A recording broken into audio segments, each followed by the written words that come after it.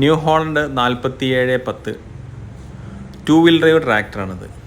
ഇത് ഏറ്റവും latest model വണ്ടിയാണ്. പക്ഷേ ഇതിൻ്റെ കളറുകൾ കുറച്ച് മാറ്റങ്ങൾ വന്നിട്ടുള്ളത്. ചെളിയിൽ ഓടുമ്പോൾ വണ്ടീൻ്റെ കളറുകൾക്ക് മാറ്റങ്ങൾ വരും. ഈ ഡിസ്കിനൊക്കെ നിറം മാറ്റം സംഭവിച്ചിട്ടുള്ളത് ചെളിയിൽ ഓടുന്നത് കൊണ്ടാണ്.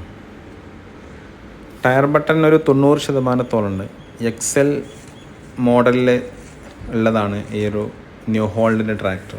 4710 എന്ന് പറയുമ്പോൾ 47 HP കാറ്റഗറിയിൽപ്പെട്ടതാണ്. ഏറ്റവും ലേറ്റസ്റ്റ് ആയിട്ടുള്ള ഇറങ്ങിയ മോഡലാണിത്.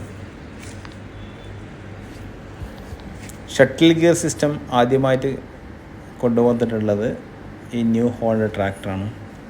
ഇവിടെ നമ്മളെ കേരളത്തിൽ ഇറങ്ങിയ ഫസ്റ്റ് വണ്ടിയിൽ ആദ്യമായിട്ട് കണ്ടിട്ടുള്ളത് ഷട്ടിൽ ഗിയർ ന്യൂ ഹോളണ്ടിലാണ്. പിന്നീട് ജോൺ ഡിയർ അങ്ങനെ എല്ലാ വണ്ടികളിലും വന്നിട്ടുണ്ട്. ഡീസൽ വളരെ കുറവാണ് ഈ ന്യൂ ഹോളണ്ട് ട്രാക്ടറിന്. 2 വീൽ ഡ്രൈവ് ട്രാക്ടറുകളാണ് ചെളിയിൽ കൂടുതലായിട്ടും ഉപയോഗിക്കാൻ നല്ലത്.